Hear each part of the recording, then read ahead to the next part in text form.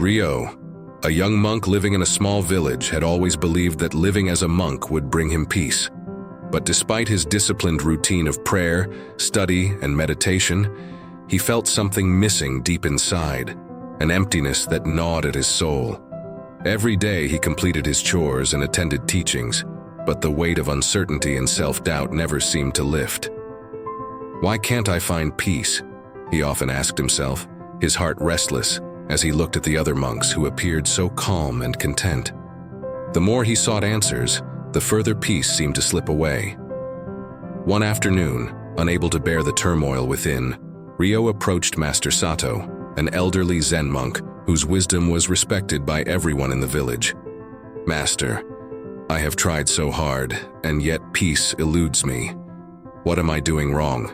he asked, his voice trembling with frustration.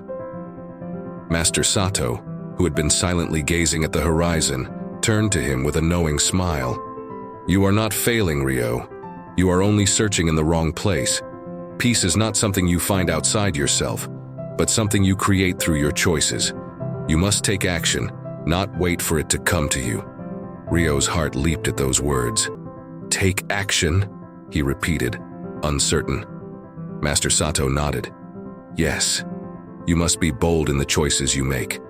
A person who waits for peace to come is like a traveler standing still in the middle of a road.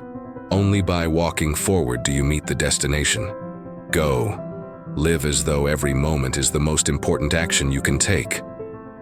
For the first time, Rio felt a spark of something new: determination. Master Sato's words, so simple yet profound, lit a fire within him. Rio realized that he had been waiting for peace to find him, instead of creating it by how he lived each moment. He had spent so much time focusing on what he should be doing, that he had forgotten that true peace comes from how you engage with the world, not just from following routines. That evening, Master Sato led Rio through the village, past the marketplace, through narrow alleys and up to the temple's stone steps. "Do not merely observe life, Rio," the master instructed. "Engage with it. Each action you take, no matter how small, can be an act of mindfulness. Do not wait for life to reveal its purpose to you. Create it through your own actions." As they walked, Rio noticed the details he'd ignored for so long: the way the wind rustled the leaves, the laughter of children playing in the streets, the kindness in the gestures of strangers. He had been so focused on achieving a specific idea of peace that he had overlooked the simplicity of life unfolding around him. In that moment, Rio made a decision. He would no longer wait for peace to find him. Instead, he would find peace by fully living in each moment, by embracing every challenge, joy, and sorrow as part of his journey.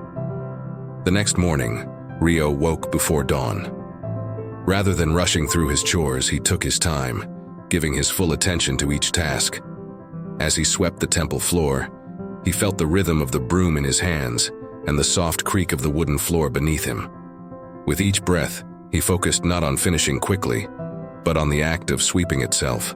This wasn't just a task to complete, it was an opportunity to practice mindfulness. Later, as he interacted with the villagers, Rio was no longer preoccupied with his own thoughts. He listened deeply to those around him, offering help when needed, speaking with kindness and presence.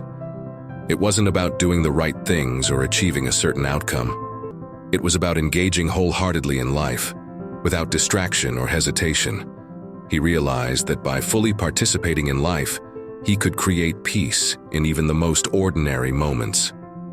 Days turned into weeks, and Rio found himself transformed. The dissatisfaction that once filled him was replaced with a deep sense of contentment, not because everything had changed, but because he had changed the way he lived each day. He began to understand that the journey to living your best life isn't about reaching a distant goal. It's about how you live, how you choose to be in each moment. Peace wasn't a destination. It was the way he walked, the way he loved, and the way he chose to live fully in each breath. One evening, as Rio sat with Master Sato, he reflected on his growth. "Master," he said, "I used to think peace was something to be attained. but now I see it is something I must create each day. Is that true? Master Sato smiled, his eyes gleaming with approval. Yes, Rio. You have learned the most important lesson. True peace is not something you wait for. It is something you live. You must choose to live your best life every day, with every action, no matter how small. That is the path to peace. The village continued on, the seasons changing and life moving forward. But Rio had found something precious that could never be taken from him. An understanding that peace comes not from waiting for the world to change, but from actively choosing to live in alignment with it. And with that choice, he found himself not just living, but truly alive.